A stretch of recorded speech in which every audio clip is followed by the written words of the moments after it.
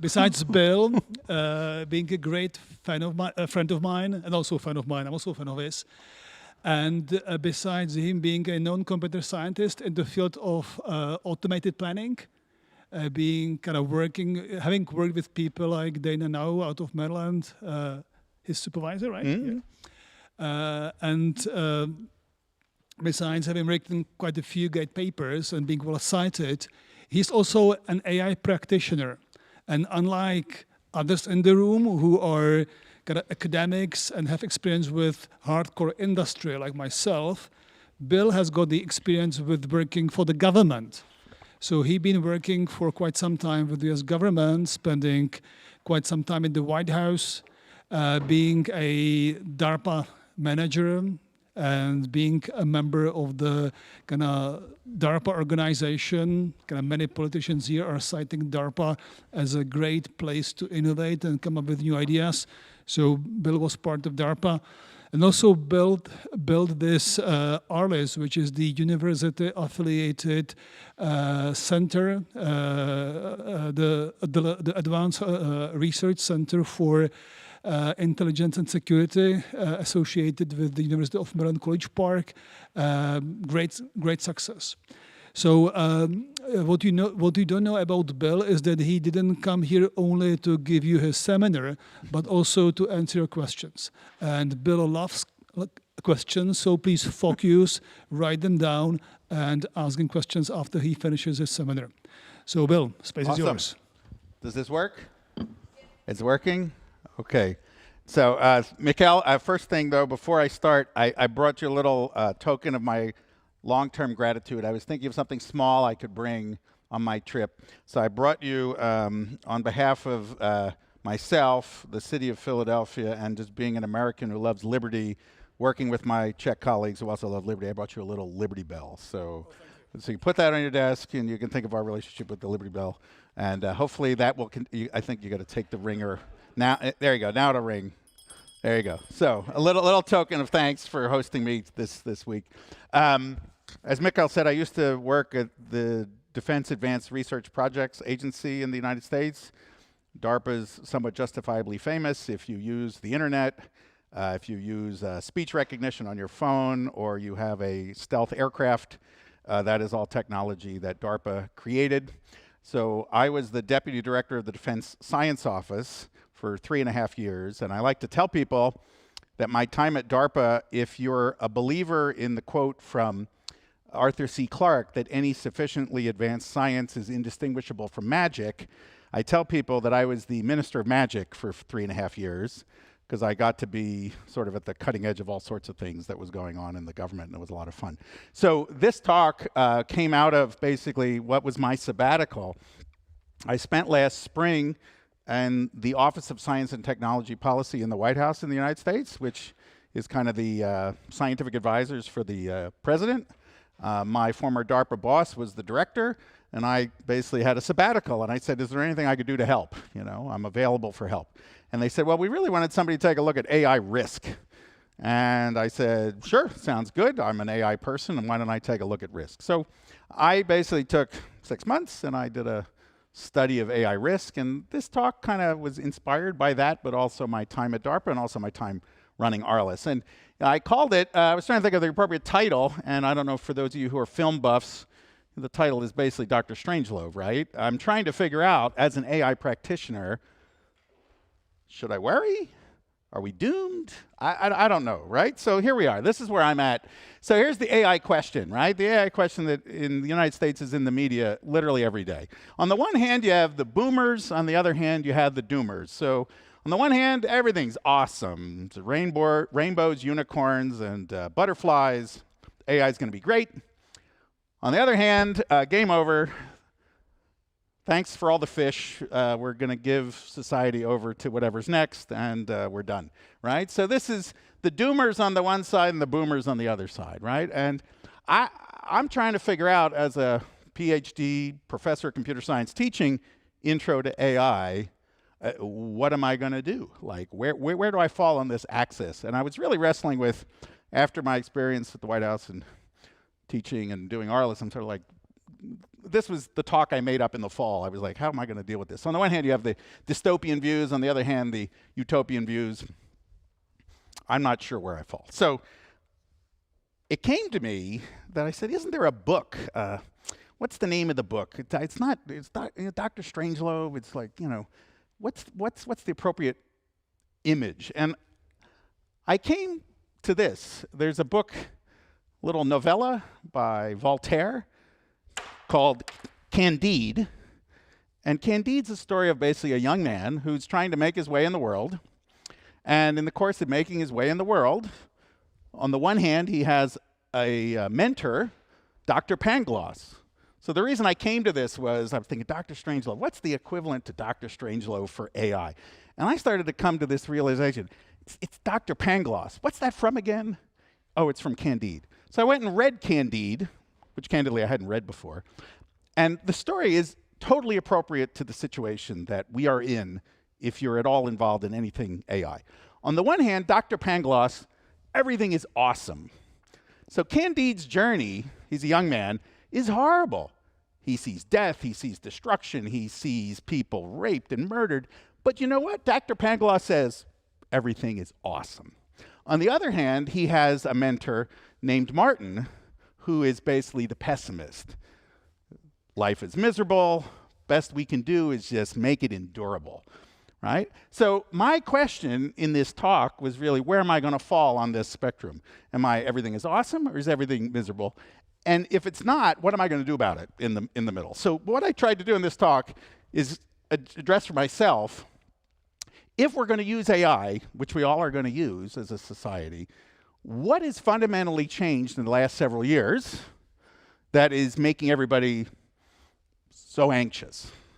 If everybody's anxious, what are they anxious about? What do we mean by AI risk? What are the risks people actually care about? And then, if there are risks, how do we look for them? Again, as a scientist trying to do AI, I want to work on problems that matter. I want to basically understand where these risks are coming from. Maybe that should be my focus, my research. How do I practically frame this? So this talk, I'm going to try and go through these things. I'm going to watch the clock. I have way too many slides. I talk too fast. So please, if I talk too fast or I use colloquial English, put your hand up and I'll repeat myself. So anyway, what can we possibly do about this? So first thing, let's agree on what artificial intelligence is and what's different, right? So what's artificial intelligence? This is the picture from the Russell and Norvig text that if you teach AI, this is what you teach. AI is a system that takes perceptions from the world through sensors, does some magic, then produces actions, which it takes through actuators, and then it affects the world, right? So what's in the box? What's happened is in that box is basically a function. This is your only equation in this talk. It's a function.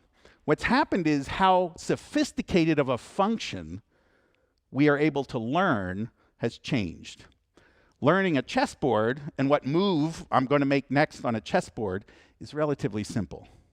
But now I'm learning things that look like human behavior. The function that I'm learning is a lot different than it was 20 years ago. It's not just labeling cat videos, okay? So what else has fundamentally changed is because of the nature of that function becoming much more sophisticated, there's all this money going into AI. And I won't dwell on this. You can see this in the news on any given day, not just the investment, but also the amount of energy, the data centers that are going up to power AI, right? Here's how the function has changed. So when we think of AI, we might come at this as a computer scientist, and you think of an algorithm, search algorithm, right? But what's happened with machine learning is the kind of function I can compute has become increasingly cognitive. So this is a pyramid. I don't know how many of you have ever seen it before, but this is a pyramid that goes back maybe 40 years in the knowledge management literature. And what it says is that if I'm trying as a human being to manage information and knowledge, there's a hierarchy. Right at the bottom, it's basically data. It's the numbers in your spreadsheet. Information is what those numbers in the spreadsheet mean. Profit, loss, what's my balance, etc. Knowledge is basically the rules that I might apply to improve, perhaps, the performance of my company, for which I have data that I've converted to information. Now I'm going to start to turn that into some kind of knowledge, and ultimately at the top is wisdom, right? It's the sage CEO making decisions, hopefully, is at the top. So what I would argue is that the AI technology in the last 5 years has made a huge leap through the use of language to now where we interact with it up here, right? If you're old enough and you remember your first spreadsheet program, well, spreadsheet, you're down here. If I'm a programmer, what am I doing? Writing lines of code. Now what do? I prompt the chatbot and I say, I need an RSA crypto system. And the chatbot produces basically the RSA crypto system for you. It basically writes the code, right? I can start here. So what's happened is this huge leap has occurred where AI is now connected to cognitive processes. That's one of the main things that's changed. The other thing that's changed, now that it's bumped up a level, okay, you following me? So now it's no longer just ones and zeros. It's no longer just numbers. It's now ideas, thoughts. So now AI can be used in a way where I interact with it and I can basically amplify myself. So this is a diagram that comes from the United States Defense Department about 10 years ago. The intuition behind the diagram is it's trying to argue, here's where AI is most useful. And in summary, what it says is that AI is most useful when I can make things scale or do things of greater complexity. So I can go from something that's one person simple to now something that might have taken lots of people. I can scale up in complexity. I can take data from a whole bunch of different sources all at once. That's another thing I could do. Or I could do things super fast or super long. So super fast, think cyber. If I'm dealing with a cyber attack, it's happening in microseconds. AI lets me, a human being, deal with that because it can make decisions much faster than I can. Or if I have a surveillance problem, I'm trying to look for problems in the traffic in the city, or I'm trying to look for a problem in a power plant, I might have to pay attention for hours and hours and hours. Well, AI helps me with persistence because it can pay attention for a really, really long time. It also lets me do things that involve endurance. So AI, think spaceships, right? I have, 3 active rovers on Mars right now? 2 active rovers on Mars. That's an extension of human beings, right? It's essentially a complexity and an endurance thing, right? So now what's AI done? It's cognitive, and I can do things faster, I can do things that are more complex, and I can do things with across much more heterogeneous data than I was able to before. You with me? So this is what's changed, right? So this is that right? That's what's changed. So that's what's changed. So we got money, cognitive, faster, quicker, all the rest. All right, now, what do we mean by risk? Okay, so why is this a problem?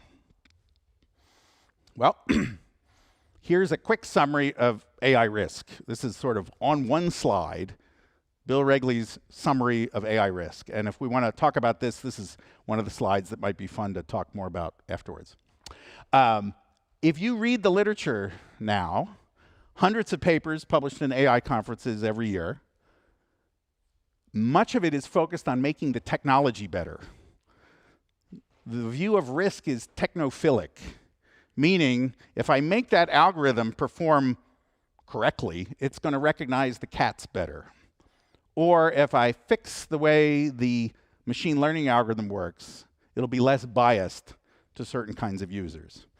The idea is principally focused on let's fix the algorithm, right? And also you might hear this notion of scaling laws. The ideas behind the large language models. Many of them are focused on, well, we need more CPU, we need more data. If we can just scale, it's all going to get better. Purely technologically focused, right? That's the first view of risk. The second view of risk focuses on this amplification problem. So if I'm a programmer and I use the language model to write code, I am much more productive. And we're beginning to see studies that say if you're an expert programmer, a language model might increase your productivity by multiple factors. A month and a half ago, I was at AAAI, and Andrew Ng, founder of, he was the tech lead at Huawei, and he was also a Stanford professor, a very famous name in the field. He gave a keynote, and he pointed out the fact that if I wanted to start a software company, I basically can use the AI as if I have a programming team of 20 people. What I used to be able to prototype in 6 months, I can now do in like 2 weeks myself. So now think about that. As a programmer, I don't need to hire people. I don't need to pay them. I just need a language model, some really good programming agents, and I can basically roll out the first version. Now, it's not the mission critical software, but it's the prototype. It's what I might take to the investor, for example. So that's an amplification risk. But also an amplification risk would be, what if I'm a hostile actor? I'm Shinrikyo in Japan, and instead of putting poison in the subway, I want to do something worse. Right? If those of you, I don't know how many of you are old enough, but remember there was a cult in Japan that was a sort of suicide cult, and they basically put, I forget what kind of poison it was in the subway, cyanide or something, right? What's that? Sarin, right, it was like sarin. So now imagine now I have a language model that helps me design a nasty agent. So one of the other things we're hearing is how these language models basically are like having good research assistants. And one of the stories some tell is that, well, it's gone from being like having a good undergraduate to having a good graduate student to having a good postdoc. And maybe I can have a team of postdocs now, or a team of research assistants. So there's a question of whether or not these amplification risks allow bad actors to do bad things that they couldn't have otherwise done. And there's been studies, this is one from Rand Corporation from some a year ago, significant concern about whether there's a biological or nuclear risk associated with the way AI helps people amplify. You can also see amplification risks in warfare. I don't need to explain that to you. If you look, one nation over, there's basically 2 million drones a year that are being built in Ukraine for conflict, right? And that's a form of amplification risk because the AI enables you to do more with those drones, which are very cheap at the end of the day. So very scary, the amplification risk. Externality risks are largely overlooked. I'll talk about what those are in a minute. And lastly, existential risk. This is the thing you might hear about the most. The AI doomers. Society is going to end. We hear a lot about this. This is a famous cartoon that I modified. My personal belief here, and I'll gladly say it, is that there's a little bit of then a miracle occurs when it comes to AGI. People talk about it, but we still don't really know what that means. And I'll mention that again. So risk. Here's some other views of risk. You can find these taxonomies of harm.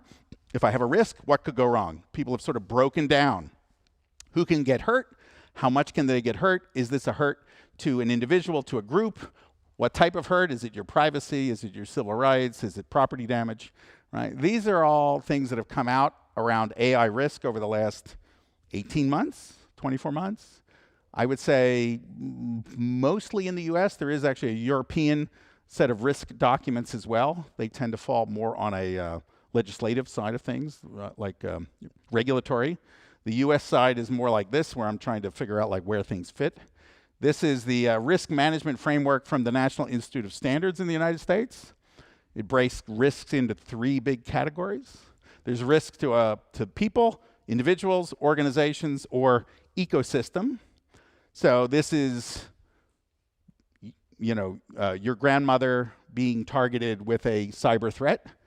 This is the bank at which your grandmother has the money being targeted with the threat. And then this is the banking system being targeted with a threat, right? So there's 3 different things. But the one observation here I'd make is that these models of risk, there's really 2 categories. One is the risk that occurs if a bad person chooses to use AI, nation state, bad actor, non-nation state, doesn't matter, some hostile actor uses AI to do something. So there's the active use, specifically created by some actor to do something. That's one thing. But the other one is, maybe we're just using AI and it unintentionally causes harm. It's not the desired effect, but the use of AI changes something, right? And this is something that's not really talked about as much. And I'm gonna highlight more the second than the first, because we can imagine what bad actors do. This is the one that's a little trickier. We can all be on our best behavior and still really mess things up. What's a negative externality? I said this is an area that's underexplored.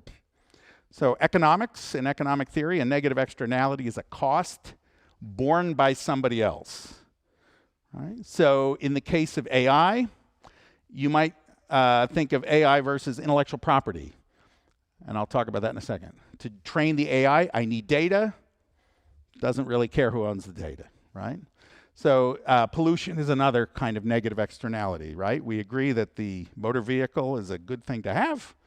Motor vehicle burns gasoline, causes pollution. We deal with the pollution because of that. So negative externality, this is number one on the list of AI, is the threat to intellectual property. This is actually a list. I shared the slides. You can get this later, but I put this to show you how bad it is. These are all the lawsuits against OpenAI for the IP they've stolen.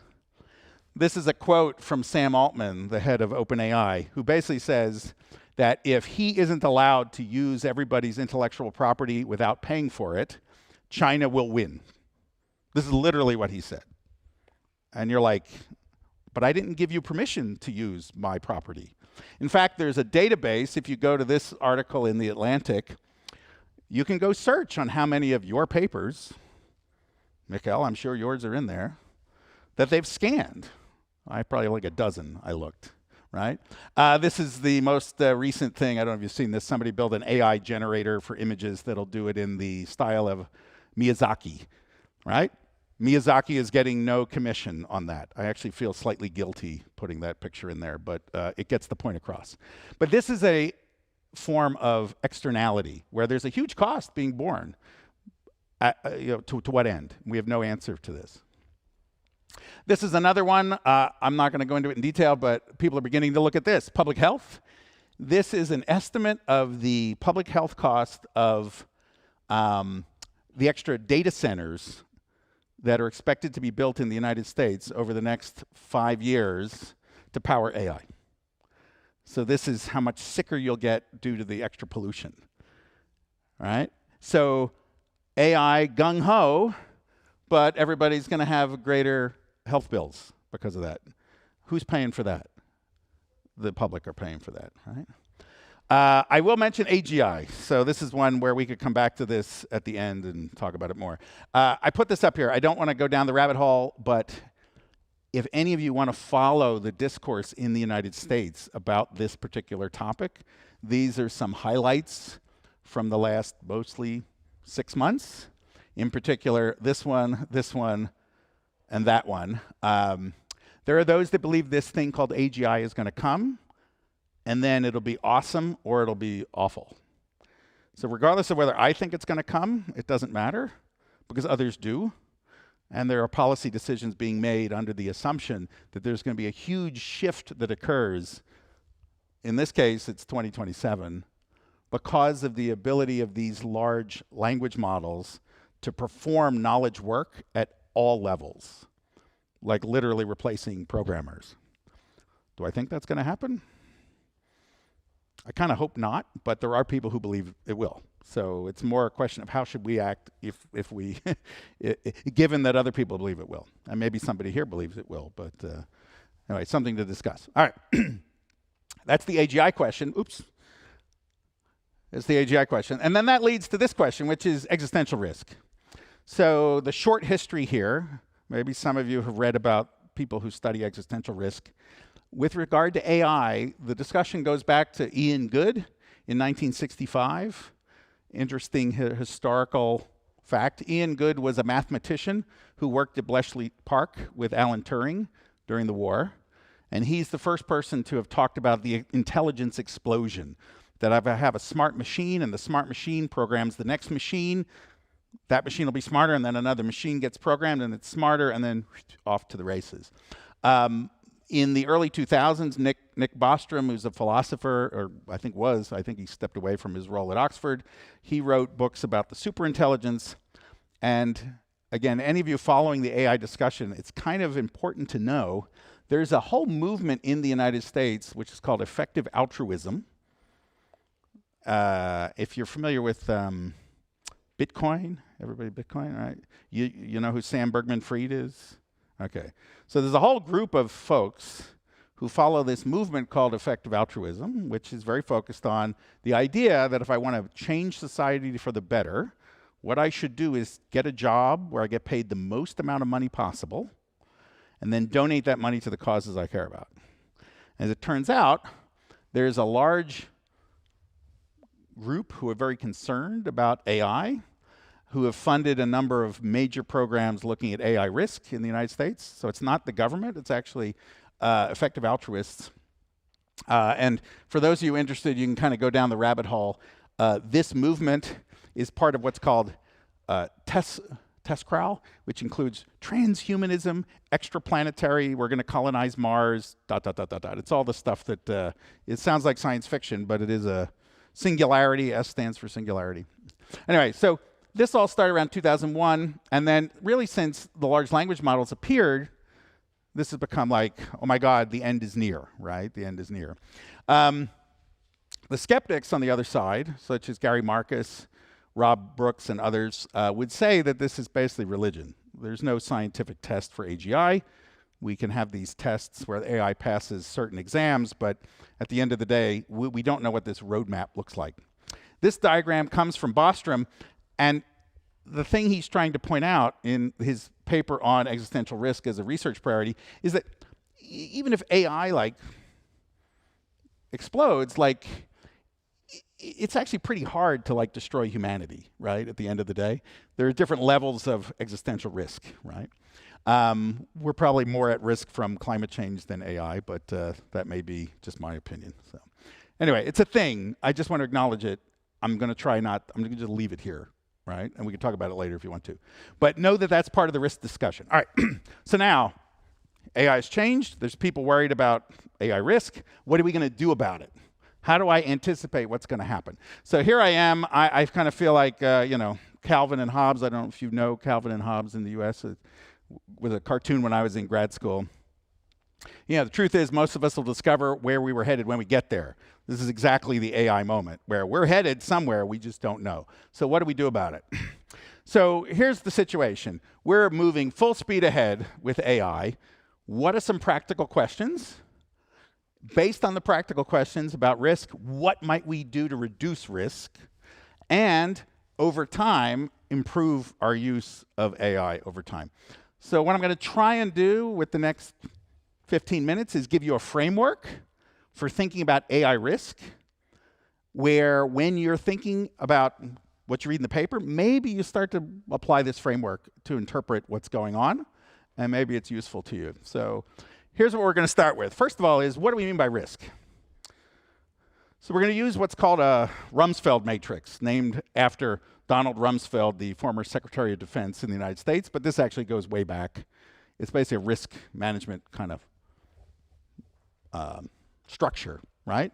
And the idea is that, and I see that my choice of font up here, my choice of font color is not so good, but in the upper right corner, the red corner, is the unknown unknowns. By definition, we don't know what's up there, right? That is the risk I don't know, and if even then I don't know how to solve it, right? So one axis is how much do I know the risk, and the other axis is how much do I know the approach to solve it.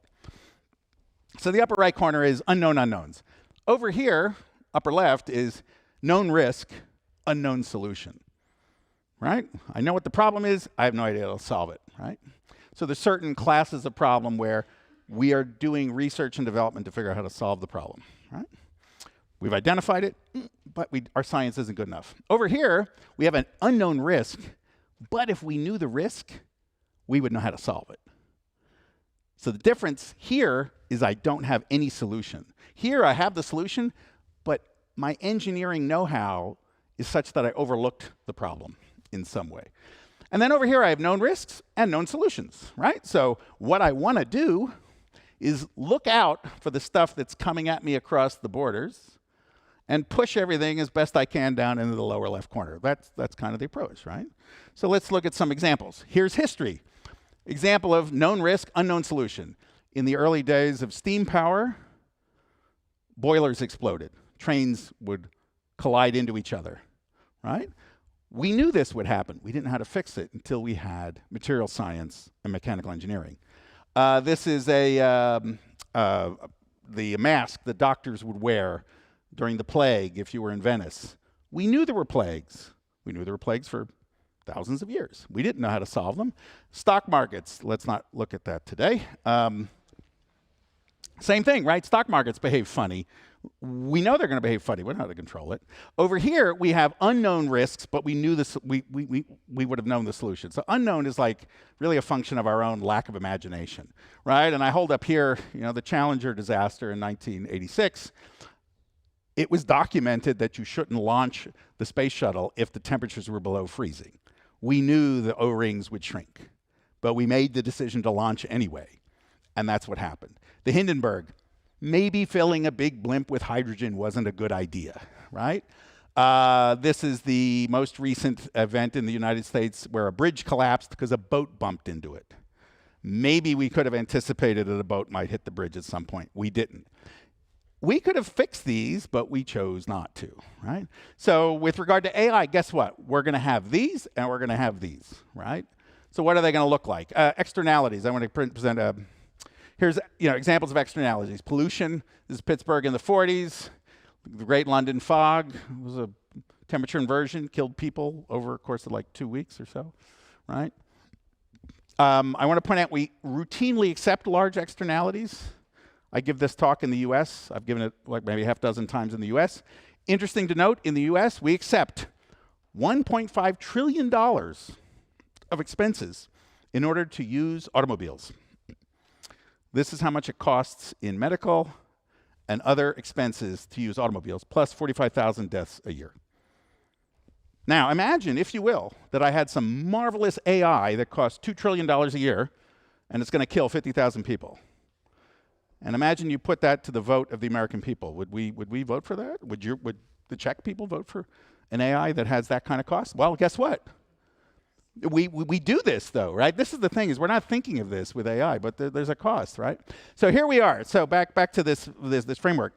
So there are real issues, and we have to think about what our approach to address these issues are, and I'm going to give you an approach. So the first thing I want to point out here is that a lot of the stuff we hear about in AI safety, like bias and errors, adversarial AI, it's actually here. We know the risk. We know there's a solution. We can design how we use the AI in order to make sure that the AI is contained in a way that the bias doesn't lead to answers being worse. It's our own choice how we engineer the solution here, right? But we have approaches. It's a question of choice. Up here, hallucinations, alignment, privacy issues. Yeah, we know these are problems. We don't really know how to solve them yet. Over here, these are engineering questions, right? I want to have safe systems, effective standards, codes. I want to certify and test, right? We have ways we do this in other disciplines. We could apply it to AI. So what I'm going to do now is give you a couple tools with which you could look at problems in AI and essentially reduce the risk, right? So big takeaway number 2. Rumsfeld matrix kind of number 1. Number 2, think like cybersecurity. First thing to remember is that it's not some AI in the abstract that forms the risk. The risk is going to be formed by how we use it. So in the case of cybersecurity, what I'm often doing is defining the use case, thinking about the cyber technology that I'm concerned about. Is it the firewall? Is it the worm? Is it the virus? Is it the malware? What's the vector? Email attachment, right? What's the risk? I click on it, I send my bank account to Bitcoin or something, right? So like in cyber, we do this. So why don't we do it in AI? So define the use case. The technology doesn't exist in the abstract. We're actually going to use it in some context. Specify what the technology is. There's a big difference between using the large language model to, for example, generate an investment strategy, or using a chess playing program to figure out the next move playing chess, right? Not much risk in the chess playing program. Much more risk if it's an open-ended cognitive question, right? So the choice of AI is going to depend, shape the answer. If you're DHL or Federal Express, you use AI every day. Uber uses AI every day. Not particularly risky, right? Because it's an algorithm that's very suited to the task. But once I get into the squishier stuff, maybe it's a little harder. So specify technology, map the risk landscape. What's the set of errors that could occur, right? Then look at the vectors, figure out what the harms might be, using the frameworks we talked about before, and then figure out how to remediate, right? And remediate could mean, like in the case of cyber, maybe you have a technological solution like a firewall. But maybe it's something like, you should turn on two-factor authentication. It might be educational. It might be process. It might not have anything, remediation might not have anything to do with the AI. So let's do a couple examples here. So first, classify the risk and harm. You might have seen matrices like this elsewhere. These are any kind of risk papers in other engineering disciplines have similar things, right? There's a probability of the risk, and there's the severity of the risk, right? Ideally, you want to live in the lower left corner. In the case of AI, we have this like existential risk maybe is hanging out over here. All right, so if you apply a cyber view to this, you want to look at preventing the risk. How do I make sure it doesn't happen? You want to detect it if it starts to happen. Respond, right? Just like if a virus is loose, we want to make sure we basically put on the masks, get our vaccines, and then remediate, fix things going forward, right? So very much a cyber approach. Notice in this case though, right, classic engineering, we're never going to eliminate the risk. Best we're going to do is kind of move things like down, right? I might have a risk that has a certain severity. All I'm going to be able to do is reduce the probability, right? But I'm going to do that via detect, prevent, remediate. I'm going to, reduce this way, right? So nobody is quite sure what to do about existential risk, but I just want to point that out, that we sort of lack the science to know how to handle that. All right, so how might we do this? Well, here's how you do it in cyber, right? You would talk about what's the area of concern, what's the asset, who's the impacted group, what's the category of impact, what's the risk vector.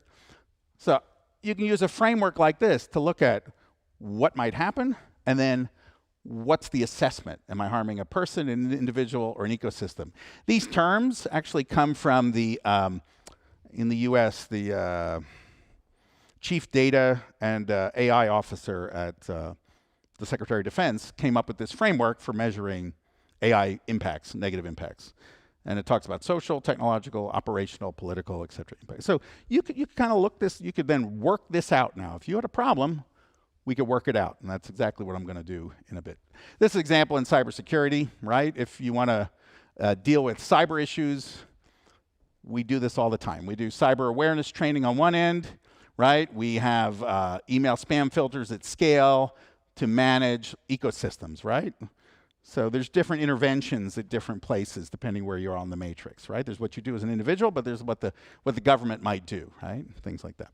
So we've done this before, right? As a nation, the US has done it, you've done it, right? We have speed limits, you have licensing. You can't just go out on the highway and drive at 200 miles an hour. Although I guess you could if you're in Germany, but not here, right? So we've done this before, right? So let's do 3 examples. And this is kind of fun. First example, I'm going to do a little more detail, and then the other 2 are kind of quick. But we're going to apply a risk framework to AI to eliminate, or at least not eliminate, but let's try and mitigate the unknown unknowns, right? So first one, what's our AI risk vector? Well, I have a language model. What can language models do? They can write text. They can tell stories. So I would argue that human language creates a risk vector, right? We've already seen examples of people falling in love with their chatbots. People's chatbots try and convince them to divorce their spouses. So language is a threat vector, and it can compose narratives and stories. Whether we like it or not, AI is an active participant in society now. And that's not just because of all the fake accounts that are on Twitter or X or whatever, right? It's participating. A lot of the text you might receive if you're looking at financial reports are generated with AI. They were already. So the issue is that you can't control this. And Noah Harari, who's a philosopher at, I forget which Israeli university he's at, Technion maybe, or Hebrew University, I think it's Hebrew University. He's talked about this, is that essentially AI has hacked the code for how civilization runs, because our civilization is based on stories. So note that AI is in no way obligated to compose correct stories. It basically doesn't need to be accurate. It is just behaving like a human being. It's saying whatever it wants to say in some sense, okay? So what's the risk target? Bureaucracy is the risk target, right? Bureaucracy is the target. Whether it's the bureaucracy of the United States, or in this case, I put 3 bureaucracies up here. One is the pharaohs and the Egyptians had scribes, basically, right? The folks like to think the United States, been around 250-ish years so far, I'll say. The Venetians actually have us all beat. They've been around, they were around about 1,000 years as the representative republic of some sort. But the idea of bureaucracy is that what do? They process information at scale. They enable human beings to work in groups larger than 150, known as the Dunbar number, right? So they process information, they encode information as knowledge across generations, and they enable collective scales of action, and they also encode processes by which we make things, right? We build civilization, we build buildings, we build technology. This is a chart, real quick. The book Origins of Wealth by Eric Beinhocker. He charts the global domestic product. Civilization, human civilization. This is our domestic product. For like 3 million years, it's sort of flat. And then it goes like this. And it goes straight up around 1780. There's 2 reasons he claims it goes straight up. Reason number 1, Industrial Revolution, right? We think Industrial Revolution. Why? Because we're able to take energy from sources other than muscles and turn it into work, right? We were able to use steam and other forms of energy and create huge amounts of labor now that we couldn't have done before. But the second reason, which is perhaps more important, is the establishment of British common law, where by agreement, basically it's a story, we were able to create organizations that were larger than the family unit or the feudal unit. You could create a business. So like Dutch East India Company was a business that wasn't based on fiefdom or families, right? So here we go. Stories allowed us to do this. So how is AI going to break bureaucracies? It's basically going to break bureaucracies because it processes information in ways different than humans do. So if I have a large governmental organization and there's one feature of it that I can improve with AI, it doesn't mean the rest of it's going to go 10 times faster. So in the United States, if I want to build a bridge, I have to do a request for comment. Everybody is affected by the bridge. All right. So it used to be you'd write a letter. Guess what? Now AI writes a letter. So I'm the Army Corps of Engineers, and I have to respond to 5 million letters because the process says I have to respond to the letters, right? Or I'm the FDA or the Patent Office, and now patents are being generated with AI. My approval process is the same human process I had before, but the input is now 10x. So you're going to have these impedance mismatches that occur in bureaucracy because AI is going to speed up certain parts and other parts are not going to be able to speed up. So the rate and change in information flows is going to change. And also, the incentives are different. So now if I'm some part of the bureaucratic system and I can do better with AI, maybe I say, gung-ho, do AI. Well, then I get all these rewards and other parts of the system, it's uneven. It's going to be very uneven. All right? Part of the challenge here is we don't have measurements to look at these systems as a whole. Right? So how might we fix bureaucracy? Well, you employ a Rumsfeld matrix. You're looking for the unknown unknowns that emerge. And there are two vectors. One is the scientific gaps, and the other is these engineering gaps. I need better metrics that are based on the organization, the behavior of the organization. I need to be able to track how it behaves over time. So there's things you could start to do. Similarly, the engineering problems. Well, I might control AI by creating processes that AI has to participate in, right? Just because AI designs more drugs doesn't mean I approve them as fast, because I still have to test them, right? So there may be ways I can build business processes to align the incentives and control the AI. So again, this is maybe very high level, what you might do with a bureaucracy. Let's do two other quick examples. Second one, how about directed cognitive manipulation? Anybody ever heard of pig butchering? You know what pig butchering is? I have cohorts of folks, usually in quasi-slavery in Myanmar or places like that, who basically use mobile phones to target maybe lonely people, become their online friend. They might be online friends for a year, and then at some point, I need money. And I need you to send it via Bitcoin, or otherwise something bad's going to happen. That problem is now exacerbated by AI, because I can not only generate text, I can have automated chatbots, but I can have automated videos of people that look like people you know, right? I can have people who might even sound like your relatives talking to you. So in this case, generative AI creates a huge risk for us cognitively, because it might create changes in our behavior that affect our finances. That's how it affects us as an individual.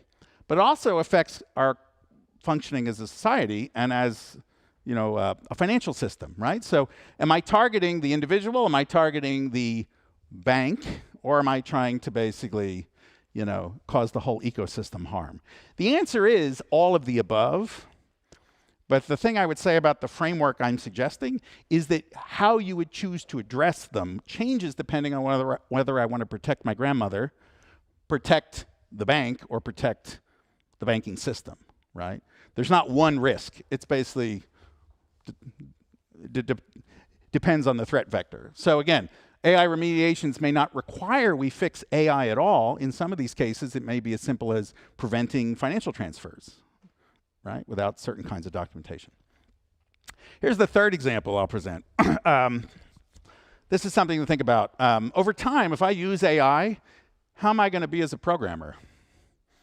Like if I'm programming, I'm using AI to generate the code, my programming skill is going to change over time, right? So this happened in the 1970s with the introduction of the calculator, when calculators got so cheap that the average grade school kid could have a calculator. As it turns out, the introduction of the calculator didn't make people worse at math. What it did is change what they had to be good at.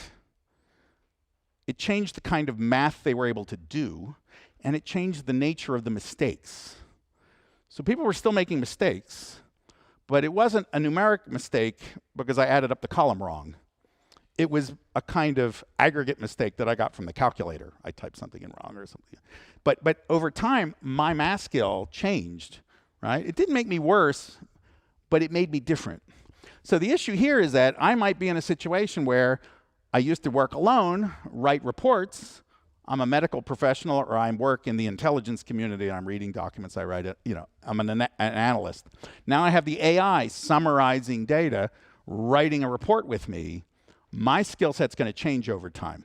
So what's going to happen is that there's going to be still errors, but the errors are going to be different, and they're not going to look like the errors we're used to having.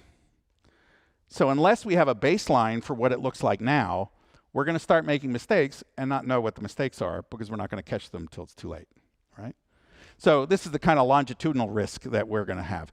This has actually happened before. Again, not just the calculator effect, but like GPS. You got your phone, directions. First times I visited the Czech Republic, what did I do? I did a language program, which is teaching me basic vocabulary in Czech. What's the first thing they teach you? Directions. Do I ever need to ask directions anymore? No, because I just go to the phone, right? So things have changed from the technology, right? So this is the third example. All right. So let's do a few other observations, then we'll bring it home, and then we can talk for a while. So some other things to observe. People try to make the algorithms perfect, but guess what? There's plenty of examples in history of we have perfect components and the system fails anyway. That was the case for the Ariane 88 rocket, which failed not because any of the components were wrong, but there were phenomena in the launch that occurred that these components didn't see, and then the interaction among the components, which were all correct at the time, the rocket crashed, right? We build technology every time there is a failure. So one thing that happened with railroads, in the early days of railroads, is trains would collide. Trains had issues with timing. So we invented things like the air brake and time zones. The United States didn't used to have time zones until the railroads imposed them so they could schedule better, right? So that was really a response to certain kinds of failures. We talk a lot about let's make the AI unbiased. But the issue is the AI is going to be used by people who are still biased. So the question becomes is not whether the AI is unbiased, it's whether the system that includes the AI and the person is somehow less biased. Risk itself may be a risk, how we approach it. There is some thought that AI is going to accelerate science and discovery. Why not accelerate AI in the use of itself to solve its own risk problems? Right? I don't like to see a lot of that. And that's enough on this page. All right. Kind of third thing I want you to leave the talk with, right? Rumsfeld matrix, think like cyber. Third thing is, maybe we've got the question all wrong. So there's been a school of thought that has been popularized by a meme that kind of came out of the work of Henry Farrell and Cosma Shazili. I can't pronounce his last name. He's at CMU. Farrell is at Johns Hopkins. And they popularized this notion, and it became a meme, is that AI actually isn't technology. It's something called a Shoggoth. And a Shoggoth is a evil creature, part of the mythology created by the American author H.P. Lovecraft. And what a Shoggoth is this blob-like, unstructured thing with lots of tentacles, and it's sort of like this big squishy, evil creature of some kind, right? And their point is that AI behaves like this. It's a thing. We poke it, it does something. We poke it, it does something. It's not an algorithm. It's this ecosystem. And the technologies we need are not necessarily math and algorithms. They may be more like social science questions or economics. The free market, for example, is a big system that allocates prices and goods. Right? And we like to think we determined about 35 years ago that the free market's a better way to set prices than, say, central economy, right? Some of you might have lived through that here, right? So central planned economy, bad idea. Free market, good idea. Big distributed system. It's not perfect, but guess what? It works. We trust it, sort of. Maybe AI is more like economics, anthropology, public health, or finance than it is like computer science. It's this creature that we need to figure out how to interrogate.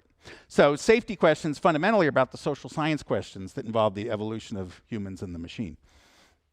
So let's wrap it up. Is this the best of all possible worlds? We have gotten to the point where we've taken the tour. Are we happy or not? So here's my takeaway. So Candide says at the end, it's all well and good. We best tend our garden. It's a very practical takeaway. It's like, there's only so much we can do. I just have to make sure my world is okay. I have to tend my garden. So how do I do that? Well, first of all, is all along the watchtower, I have to watch for new risks. This is just something I deal with now, just like weatherproofing my home. Like as a researcher, I'm going to have to be looking for new risks. Second is know that AI is serious business. So this is real work. It's not like, an entertainment. This is something we all have to take seriously as a society. There's a lot of potential in creation of external processes to manage the risk. The AI itself is always going to be broken. The AI itself is never going to be perfect. So we have to think about how we impose our societal structure on AI. We should shift the paradigm away from basically being purely technical to maybe being a social science paradigm. And it might be the case that the main questions we have are social science. So, last story. I was at DARPA 2015. I'm at the DARPA Robotics Challenge, and I'm an extrovert. I had to give tours. So I gave a tour to Elon Musk. And I'm there, and it's all these humanoid robots, and the humanoid robots are solving this evacuation problem. And I'm giving a tour to Elon Musk and his one of his sons. At that time, the kid was 8. I don't know which one it was, but he was about 8 years old. So we do the tour. We look at the robots, and I'm talking to Elon, and I'm talking to the son. And at some point, I try to engage with the son. And so Elon's a tall guy. He's about 6'2" or something. He's standing there with a baseball hat on. And I bend over. I say to his son, I said, hey, do you have any questions I can help you with? And the kid says to me, not missing a beat, and I'm not making this up. He says, yes, I want to know, has AI ever done anything good for humanity? And I'm like, well, thank you very much for giving me a chance to answer this question in front of your dad. And I said, well, you know, when we went to the moon, we originally thought it was about going to the moon and discovering the moon, right? It was about, you know, we're going to go to the moon, we're going to build materials. And I said, no, actually, what we learned about in going to the moon was captured in the picture that the astronauts took in Apollo 8 when they turned around and they said, oh my God, look at this. We learned more about us than we learned about the moon, right? And I think the journey in AI is more about us, and why it's so visceral for many of us is because it's so much about like what makes us human. And that's what we're all wrestling with.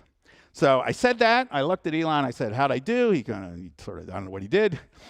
But what made me happy was when I saw the DARPA director later and I told her what I did, she gave me a big hug and said that was the best answer. So that's where I am. So back to the conclusion.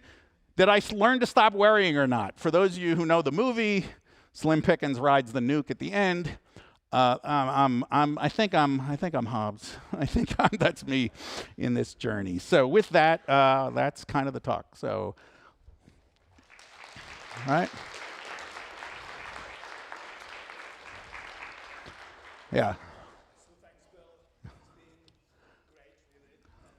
Especially the ending, I love it. So before I kind of pass the mic to the audience, let me start with one question. Yeah. And you know, the AI risks. Yeah. What do you think is more risky and why? When AI will take over computer science research, or when AI takes over computer science education? Because this crowd is in the business of research and in the business of education. So what is kind of more worrisome, where you see more risks? And maybe even go broader, AI taking over education? Is this great thing, or is it a risky thing? And AI taking over, doing research outside of computer science? So I think AI is a huge tool for us now in education. I don't think you can learn from the AI. The way I thought of it myself teaching this fall is that it's like if I'm going to the gym, I need a trainer. A trainer is going to help me master the equipment better because in some sense there's a personal story I'm going to tell based on my mental model of you or you. Like I'm going to try and give you an experience. And I think the role in education is going to be still principally what we crave is the human guidance. It's not to say I can't get things out of the AI, but like what it's going to do is change how I deliver that. It's going to change me as an educator, how I deliver it, and it's also going to change a student because I know the student always has the assistant to work with it. I don't think I can sit down with AI and like replace the experience of human contact with a teacher or your peers in the classroom. So I think, though, it will augment how the teacher teaches, it'll augment how the student learns. But at the end of the day, it's not going to tell the story for teaching Intro to AI at the leading technical university in the Czech Republic or the University of Maryland. You have to tell that story. It has no clue, right? Similarly, from the point of doing research, there are those that think I can encode these automated bots and they're just going to do the research for me. I still think at some level there's volition, like I have to tell it what to do, and short of you assuming I just have, the old joke of 1,000 monkeys at 1,000 typewriters, I still think there's a creative element that still comes from the human. And you see this in AI-generated art in particular. The AI-generated art has no emotional story to tell. It doesn't care. But like if I tell a story, if I write a song, or if I paint a painting, I'm telling a story for me to you. I'm gifting my time in an image to you. AI doesn't have that. AI can produce a simulacrum. You know, somebody said it's the AI is basically a big lossy JPEG of humanity. That's what it is. So you just change the slider. What do you want to filter? It doesn't have any. So I think that's still where we're at. There still is this part that's the unique human part that it doesn't do. Yeah. Brilliant. Thank you. So I hand over to the audience. So questions from the group.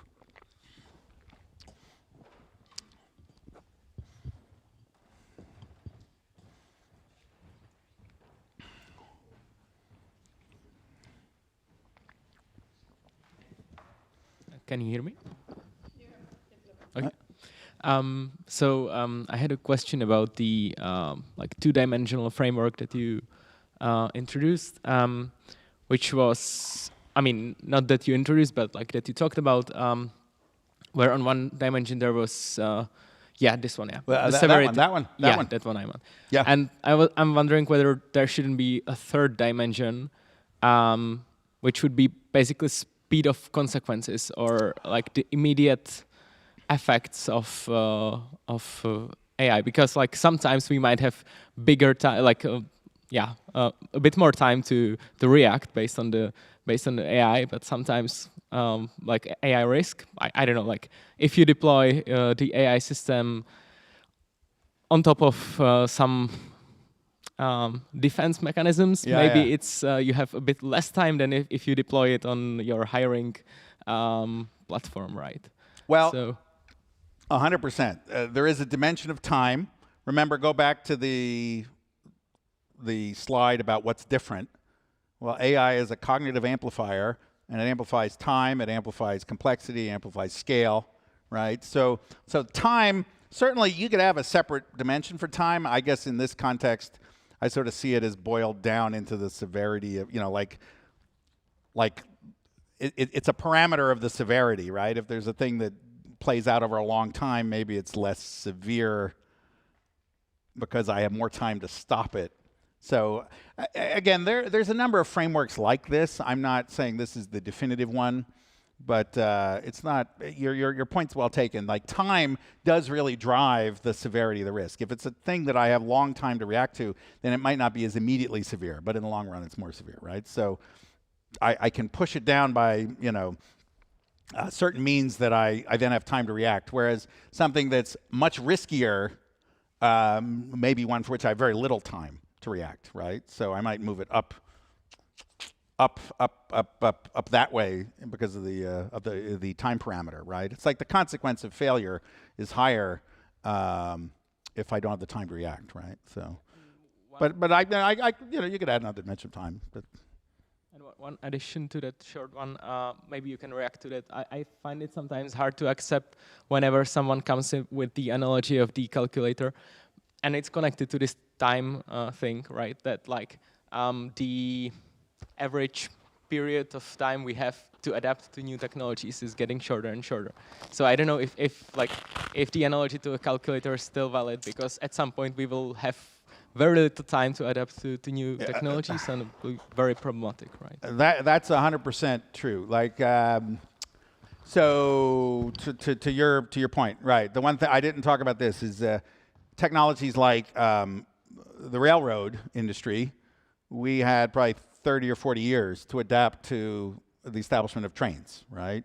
And then telephony and the phone, it was 20 or 30 years. And then TV, radio was 15 years, and TV less, and you know, the internet less, and now AI is even less, right? So, you know, the calculator analogy is less about the time it took to adopt calculators. But you're right, because the calculator played out over a longer period, you could do a longitudinal analysis of the effect of the calculator, whereas as we can see, for example, with social media, Well, in the smartphone, well, we got a smartphone, what? And not even 20 years ago, we got smartphones, right? So we got a smartphone. Immediately, this giant social science experiment for humanity was occurring, and nobody was measuring the changes, right? And then we put social media on the smartphone, and then another social science experiment. Nobody was doing the measurement. So the calculator effect, you were able to sit back and sort of say, oh, pre-calculate. Like, you had the time. Here, you're right. There's a lot of changes we're going through for which it's not really possible for us to have a rational approach to measuring things. And I would also say measuring the effects is not in the financial interest of many of the organizations that sell us those things. So the last thing certain companies want you to do is learn how many hours you spend on their app and what else you could be doing with that time, right? So there's disincentives in the society to even like ask the question, but you're right. The speed of change is a big factor. Yeah. Great point. Thanks. Some other questions from the audience? Mike is coming. Is it working? Yeah. So when you said that we shouldn't be terrified about artificial intelligence, I maybe thought I would like to ask about that internet theory. What is your thought about that, and how would you like fight with this problem? Say again. What's the question? That internet theory. Didn't you hear anything about that? The internet theory? That internet, like that. Which internet? Like for example, where you come to the Instagram, there's some like AI generated woman, and in the comments you see like bots that like saying something like, "Hey, hi cutie," for example. Yeah. Like it was artificial content and was reacted by artificial, I don't know, like individuals. Yeah. Well, I didn't understand the term you used, but I'll mention two things. So one is that these generative AI techniques, here's a fascinating thing to my mind. Everything humanity has ever written or drawn or produced has already been read. There's nothing left for them to read. So in some sense, the only thing left for them to train on is synthetic data that are generated for them to train on, which is kind of weird, right? Like how much better is it going to get if all I'm doing is generating synthetic data? So there's one problem, which is that the human-generated content has already been sucked up and used. I think what you're talking about is now, given the ease with which we produce synthetic content, a lot of what we experience in the digital world is tainted. It's basically like pollution, right? I remember visiting here for the first time in 1991. You were still, the Eastern Europe was still burning coal. Everything was gray. It snowed. It was gray, right? So now I'd say the internet is like, pre-Soviet 1950. I mean, it's awful, and we're all breathing this, right? So and that's because of the synthetic tools that are available for many people. So I don't know. I don't have an answer for that. I hope that's what you wanted me to comment on. But like, there's this. Simultaneous problem, right? These tools are trained on data, and we've run out of human data, and now they're producing data, which is part of our existence, and we can't necessarily know the yes or no, right? Does that get at your question a little bit? No, it's like this theory sounds like around 65% of the internet content was like created by bots or something, another artificial algorithms, and only like 10 or maybe 5% by the real people. Yep. So it's said like a lot of content in the internet is like not alive at all. Like, right. It's not. It's because you have too much information for it to be edited by human beings. Therefore, we've offloaded, and this is a big theme in my perspective. We are basically delegating authority to the machine, and the machine becomes our proxy. And when we delegate, we like to think we know what that machine's going to do, right? Because if I delegate to the cab driver to take me to a location, I know what the cab driver is going to take the location, I can check. But when I say to the AI, edit, the content for Facebook, I don't know the impact. So the point is that we're living in a world where we've delegated certain authorities to the machines, and I'm not sure how we reclaim it because we have too much information for us to process ourselves. So the only way we survive is by delegating it to them. So we've created kind of our own nightmare, right?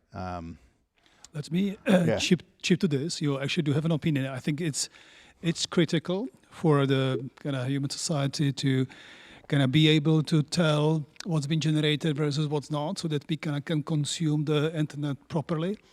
And there are companies. There is a new business being created in the space of kind of detecting synthetic versus human-made. But I actually think it's good practice that the business of those who create bots that create content is separate from those who kind of create tag that detects kind of true from false or generated versus authentic. And to my great surprise, the first company that OpenAI publicly invested in is a company called Adaptive. It's only a couple of days ago, which is precisely in the business of detecting bots created content versus the legitimate content. So it's a bit of an irony that OpenAI is after this space also. I kind of see this as a bit of a conflict of interest. I would kind of much rather those who protect to be from other business than those who create content artificially. But maybe can we give space to others? Some more questions?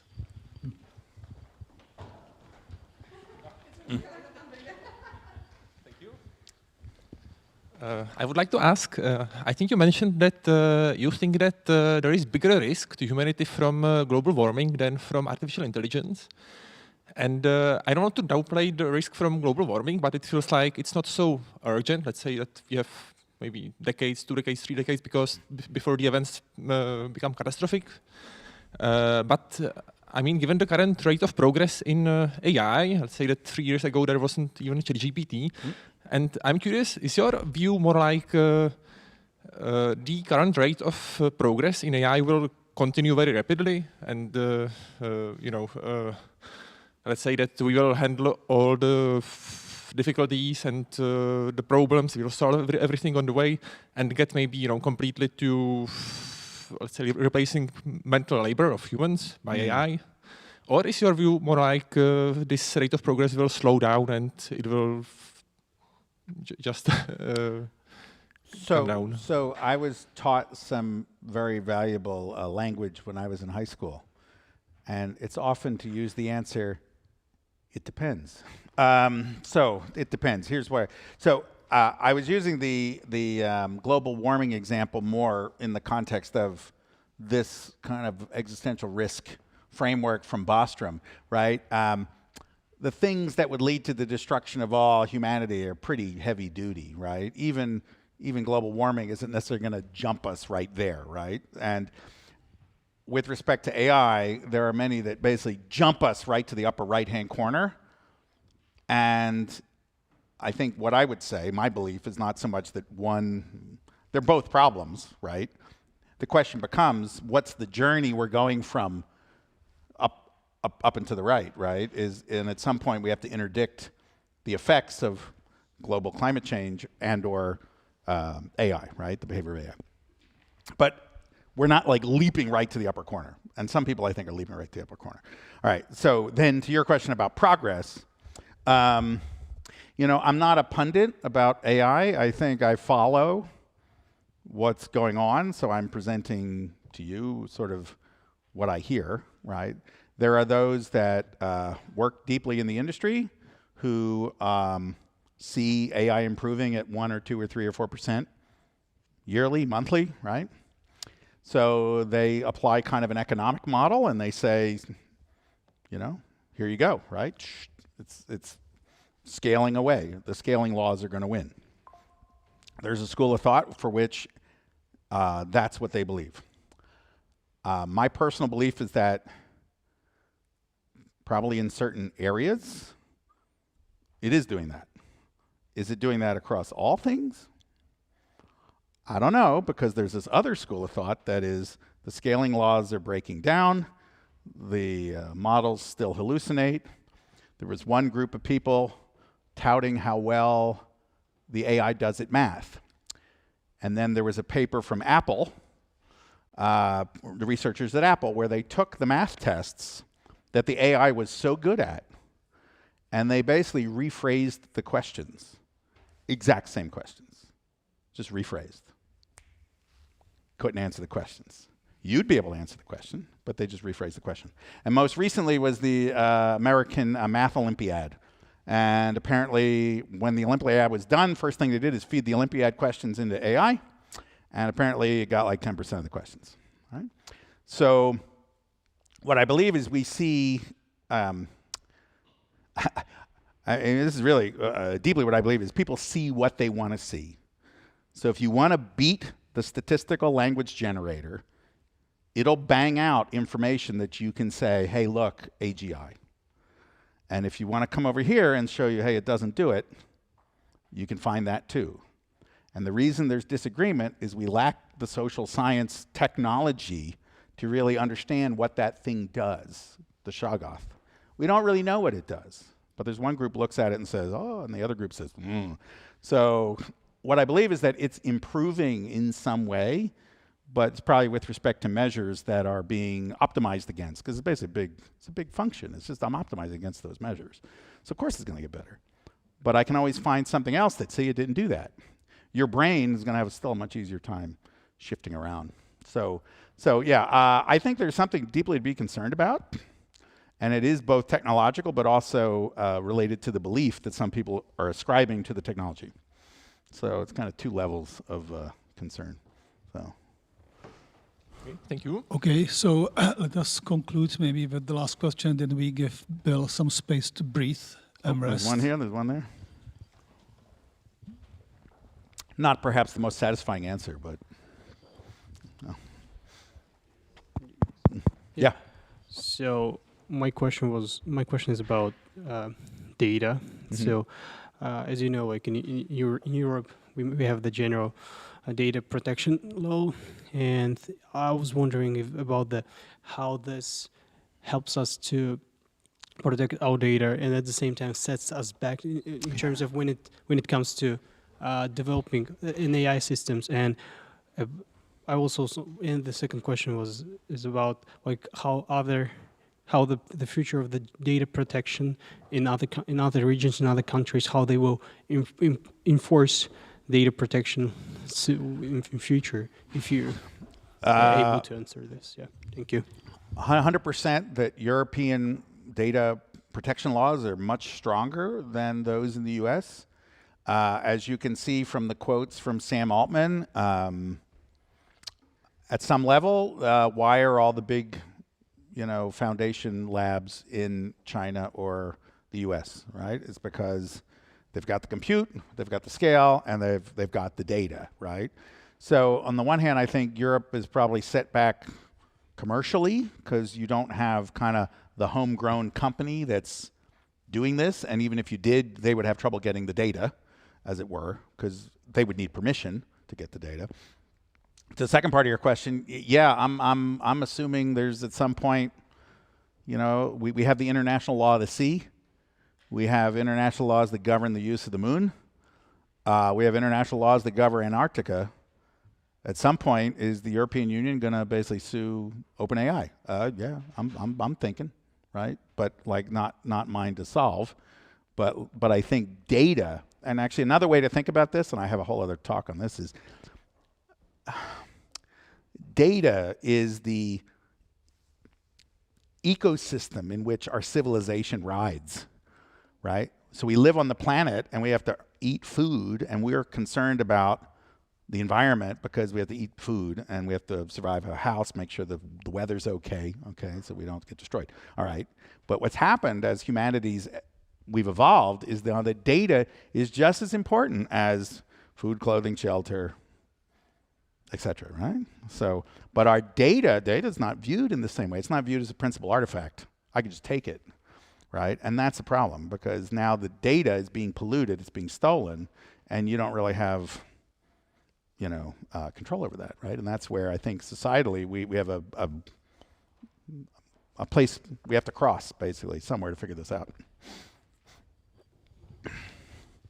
So thank you for the questions. So thanks very much, and please join me with a round of applause. Thank you.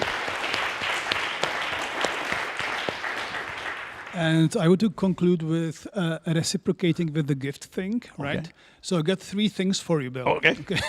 So one is a book from one of the greatest visionaries of the 20th century, Karel Čapek. I'm sure that you know Karel, yeah. right? So if you read almost anything from Yeah, him, it's relevant these days, right? So there is an RUR. Yeah. So which I've never actually read. please go ahead. The second piece, I'll give you a piece of information, which is that Karel Čapek didn't invent the word robot as kind of the world thing. It was his brother, Josef Čapek, who was an author of kid stories and a famous painter. And the discussion between Karel and Josef, they were debating robot. And it was his brother, Josef, who came up with the word robot, not Karel. So you can kind of use this. Not many people know. And the last piece of gift is I give you socks. The famous AIC socks, right? So Oh my God, you have AIC socks? AIC socks, Oh, yeah. look at It's an this. AIC design, so please enjoy it. Thank you Okay. so much. Thank you all. Thank you.